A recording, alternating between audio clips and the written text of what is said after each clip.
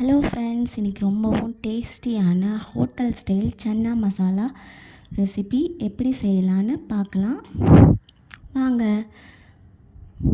ஒரு cup chana white colour கொண்ட கடலை எடுத்து வச்சுருக்கேன். அதை ஒரு 4 to 5 hours நல்லா ஊற வச்சுக்கலாம். அடுத்ததாக ஊற வச்ச கொண்ட கடலையை குக்கரில் போட்டு ஒரு 4 to 5 whistles வச்சு எடுத்துக்கலாம்.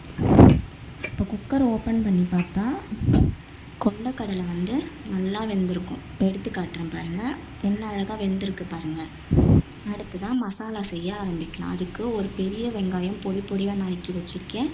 ஒரு சின்ன வெங்காயத்தை நான் அரைக்கிறதுக்காக 4ஆக கட் பண்ணி வச்சுருக்கேன். 2 தக்காளி எடுத்து வச்சுருக்கேன். மிக்ஸி ஜாரில் ஒரு ஸ்பூன் ஜீரகம், ஒரு ஸ்பூன் மிளகு, 2 துண்டு இஞ்சி,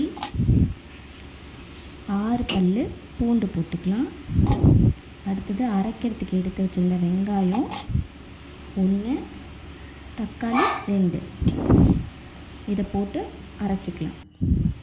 அடுத்ததாக தாளிக்கிறதுக்கு ஒரு ஸ்பூன்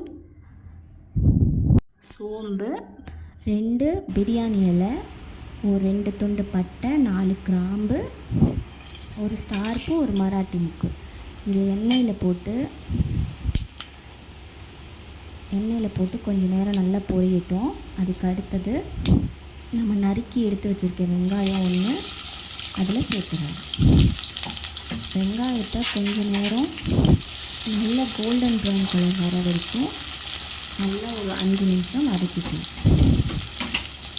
அடுத்ததாக இதில் ஒரு கைப்பிடி கருவேப்பிலை போட்டுக்கலாம். கருவேப்பிலை போட்டதுக்கப்புறம் கொஞ்சம் நேரம் நல்லா வதக்கிட்டு நம்ம அரைச்சி வச்சுருக்க விழுதை இதில் சேர்த்துக்கலாம்.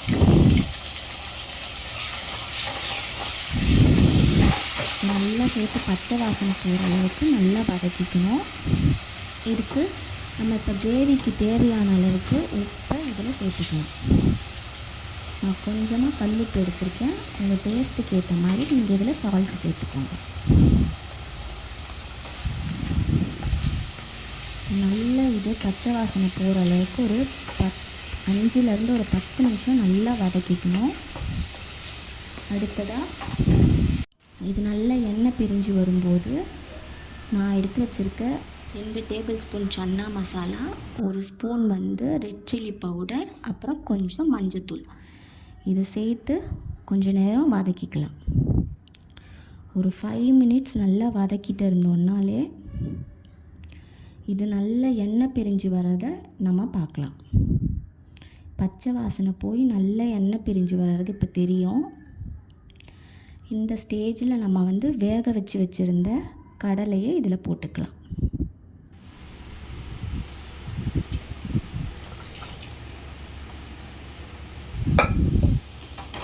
கடலையை போட்டோன்னே இந்த மசாலா கடலை கூட நல்லா சேர்கிற அளவுக்கு ஜென்டிலாக ஒரு மிக்ஸ் பண்ணிக்கலாம். இப்போ இந்த மசாலாவுக்கு தேவையான அளவுக்கு தண்ணியை இதிலே ஊற்றிக்கலாம். நான் சன்னா வேக வச்ச தண்ணியே இருந்துச்சு, அந்த தண்ணியை அதில் ஊற்றிக்கிட்டேன்.